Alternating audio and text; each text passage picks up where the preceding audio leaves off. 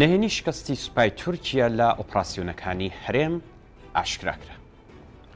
شیاوی ئاماژەیە ئەم بابەتە لە سایتی شارپرس وەرگیراوە. ئۆرکون ئۆزلەر، ئەفسەری خانەنشینکراوی سوپای تورکیا، ئۆپراسیۆنەکانی پەنجە قوفڵ بە هەڵەیەکی تاکتیکی و ئستراتیژی گەورە وەسف دەکات کە لێکەوتەی خراپی بۆ تورکیا هەبووە. ناوبراو خلوسیاکار وەزیری پێشووی بەرگری تورکیا تاوانبار دەکات بەوەی کە هۆکاری دەستپێکردنی ئەم ئۆپراسیۆنە هەڵە بووە لە باکووری عێراق. دوای پشتڕاستکردنەوەی هەواڵی کوژرانی 12 سەربازی تورکیا لە دوو ڕۆژی دوایی لە ناوچەی ئۆپراسیۆنی ناسراو بە پەنجە قوفڵ واتە لە زاب، ئاڤاژین، مەتینا و خواکۆرگ کاردانەوەی بەرفراوان بەرامبەر بەم هەواڵە لە میدیای تورکیەدا دروست بووە.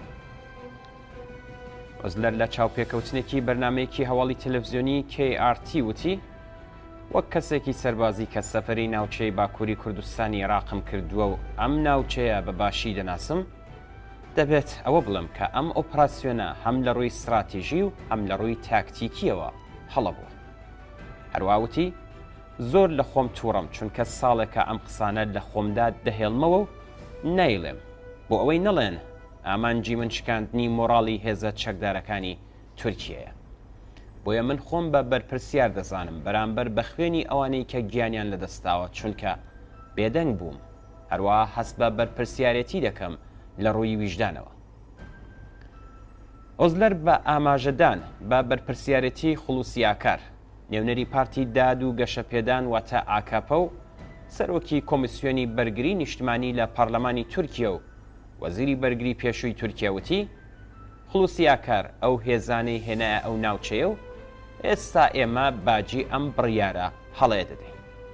هەروەها ئاماژەی بۆش کرد کاتێک پلانی ئۆپراسیۆنی سەربازی دادەنێت پێویستە سەرەتا بیر لەوە بکەیتەوە کە چۆن لە کاتی پێویستدا کوژرا و بریندارەکان لە ناوچەکە دوور دەخەیتەوە.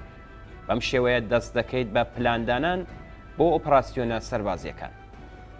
وەزلەر بە ئاماژەدان بە وتوێژ و دیدارەکانی لەگەڵ سەربازانی تورکیا کە لە ناوچەی ئۆپراسیۆنی کوردستانی عێراق خزمەت دەکەن وتی لەگەڵەوانیش کۆ دەبینەوە و قسە دەکەین. دەزانین لەوێ چی دەگوزرێت. ڕەنگەوان نەتوانن ئەم بابەتانە بە فەرماندەکانیان بڵێن یان فەرماندەکانیان قسەی سەربازەکانیان نادیداگرن.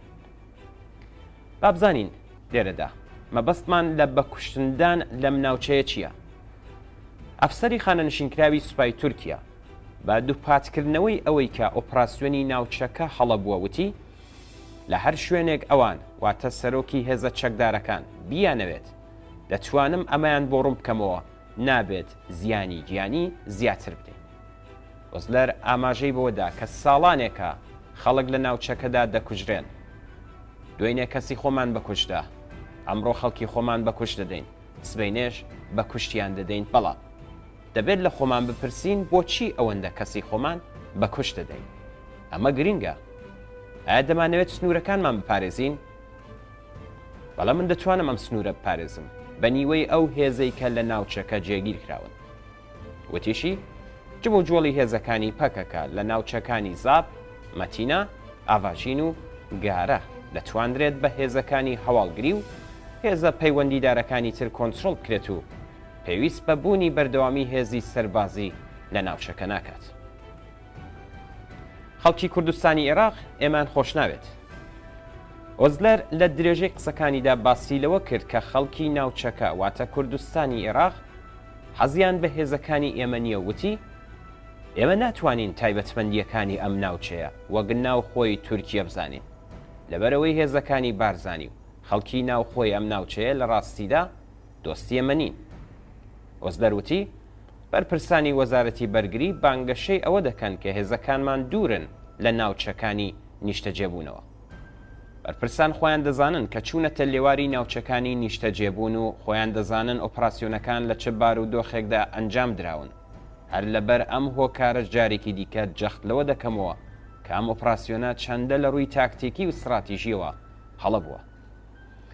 لە کۆتاییدا ئەم ئەفسەرە خانەنشینەی سوپای تورکیا وتی هەندێک لە نەتەوە پەرستە تونڕەوەکان پێیان وایە کە بەم ئۆپراسیۆنە سەربازیەی تورکیا لە کوردستانی عێراق زیاتر نزیکمان دەکاتەوە لە جێبەجێکردنی پرۆژەی میساقی نەتەوەی.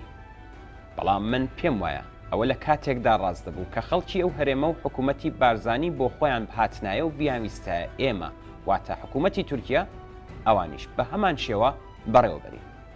ئەو کاتە ئێمە نەمان دەتوانی بڵین نا، تەنانەت ئەگەر ئێمە ئەو کارش بکەین دوای 2 ساڵ هەر ئەوان لەگەڵ کوردستانی تورکیا یەک دەگرن و داوای دامەزراندنی ئیدارەی خۆبەڕێوەبەری دەکەن.